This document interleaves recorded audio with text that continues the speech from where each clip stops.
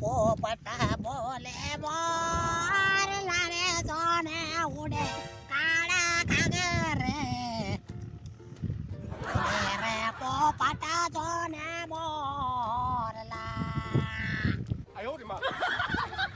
આલે રે બોલે ખાખડા ના કોયલ જો બોલે રે કાળા તારા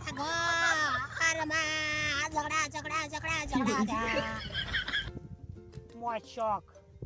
મોજ શોખ ને મોજમાં જીવવું હોય જીવના પછી આટલી ઘડી મજૂરી બાપના ઘેર કરો ને પછી હારીએ જઈને મજા કરીએ આવી આશાઓ લઈને બેઠી હોય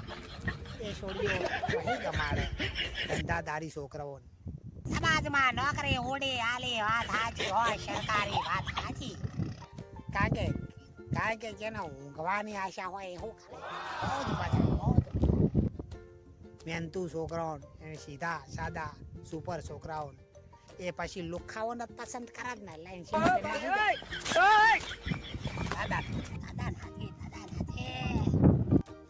એટલે એમના રીતે પછી 40-50 વાળાની કઈ કોચીઓ થઈ ઘેર પડી રહે પછી 40-50 વર્ષે પૈણા પછી કોણ લઈ જાય ઉંમર થતી જાય પછી અને પછી છોકરામાં હું ફોડી ખાવા પેદા થાય એ છોકરું કેવું જણા હાજી તો પછી પેલા આટલા અટકી રહ્યો હું એ તારલા સમાજનો ઉદ્ધાર કરવાના એ જણ્યા પણ શંકર છોકરું પેદા થાય માયલું કોગલું બીજું કશું નહીં છોડીઓ તો ઘણી છે એ હું દેશનું રક્ષા કરે મા બાપની સેવા કરવાનું વાત સાચી હો પણ આ લગ્ન મોટો નોકરીનો સરકારી નોકરીનો એ વાત સાચી મારી કે ભાઈ કંટાળીને બાપડી છોડી લઈને નાહી જાય છોકરો લઈને નાહી જાય અને અંદર હલારા કરવા વાળા બધા ફળીઓ કરવા બધા તે પૈસા મળવાની ઈચ્છા ઘેર વધારે ભરાઈ ગયા એના કારણે છોકરાને ઉતરતા ઘેર તો ગધાડા જેવી જિંદગી જીવતી હોય ગાડી મજૂરી કરતી હોય બાપને કમાઈ ના લે કમાઈ આપણે ગમે તે ખીચા ઊંચા કરીએ કે નેતા કરીએ કોઈ દાડા ના આવડે અને જ્યારે હરી આમ જવાન વાત આવે એટલે ભાઈ એમ તો કોઈ નતું કર્યું વાત સાચી હોય વિશાલ ભાઈ તમારી નોકરી સિસ્ટમ પહેરી ગઈ ને એટલે ગમે એટલી જમીન રાશીઓ કોઈ ફરક ના પડે ગમે એવા ધંધા કરીએ કોઈ ફરક ના પડે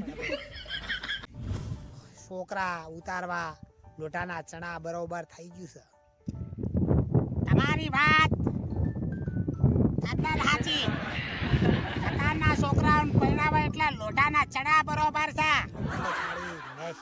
કલાડી જેવા રહ્યા તો પોહાય પણ જો નોકરી કરતા હશે તો કોઈ નહીં ભલે ધનવાન મિલકત રહી ગમે એટલી ઘરે કોઈ જરૂર નહીં મારે નોકરી કરે આટલી જ વાત ઉપર અટકી રહીશું ભલે ઘેર કાળી મજૂરી કરતી હોય પણ પૈણવું તો સરકારી નોકરી વાળા સમાજના ઉપમંત્રી પ્રમુખ તો તમે થયા ઉંમર જતી રહી એટલે ધોળા ધૂપ જેવા કથાડા જેવા થઈને ફરે ભાઈ પણ ગામના બીજા ગામના આ મોહલ્લાના છોકરાઓ માટે ચોય છોડીઓનો ચોય બંદોબસ્ત કર્યો તમે કોઈ નહીં આપણા બાપાને હું જવાનું આપણે મળે તો બરોબર ના મળે તો કોઈ નહીં આપણે વધારે હું ભારા ઉપાડતી હોય ચારના તમારી વાત પણ એવીઓ પણ હાહરીએ ન પોહાય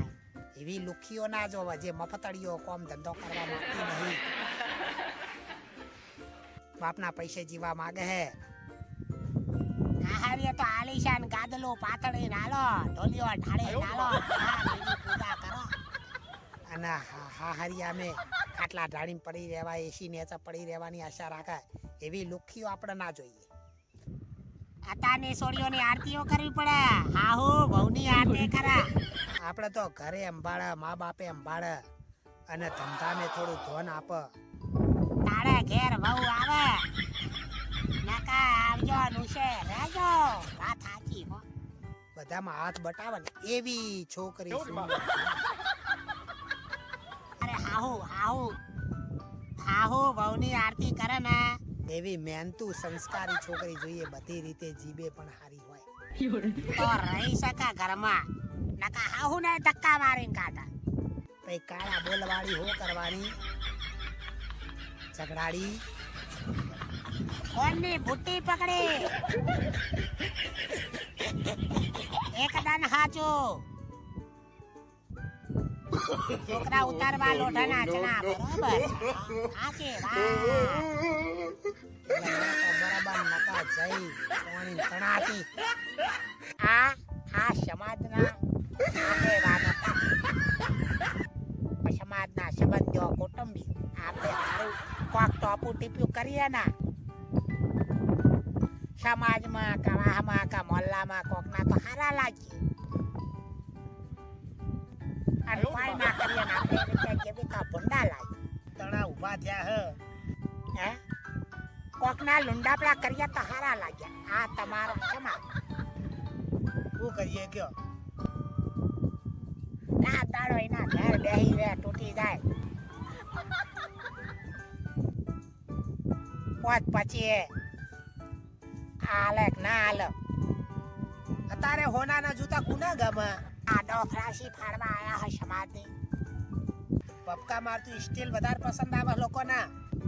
પેલા રાત દાડો તારા ઘેર બેહી રે લુંડાપડા એ તો લુંડાપડા એ તો હોય ના તારે એના ચોક ઉતાર કે ચાલ એને ઉમારની ચાય સોડે નહીં હોય કોકને બે ટોપો ના કરાય કાહુ તારા લુંડાપડા કરવા પપ્પા કરવાનું બંધ કરી દે તો કોણ આખડી પડ્યા હા સમાજને ડોકરા શીખાડવા એટલે દરેકને કરવા ઝેર જેવા લાગી ટોપો ના કરી તો હોશે મરવાનો વારો આવ્યો. આ તો અમે સમાજમાં ઉભા રહ્યા છીએ એટલે અમારે તમને કેવા આવવું પડે. ઘરની પંચાયતી ફાળવે નહીં એગારા પડ્યા હે ભડકા થાય હે એ ઓલાવા નહીં અને બીજાની ભડકા હોય છે એગારા બુઝાવા નીકળ્યા હો નકા અમે શું કરવા માથા કોટ ભોટા કોટ કટવા આવીએ. યાર કોલસા પાડો કોકના કોલસા નહીં બુઝાવા.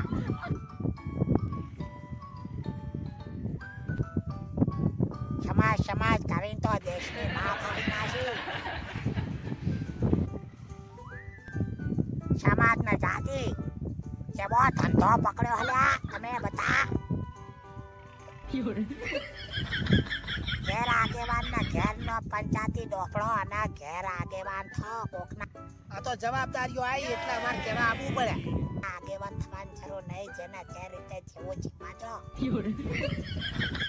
હાલવાની તો વાગમાડે નહીં અને મોટી મોટી ડોકરા શો ફાડવા નીકળ્યા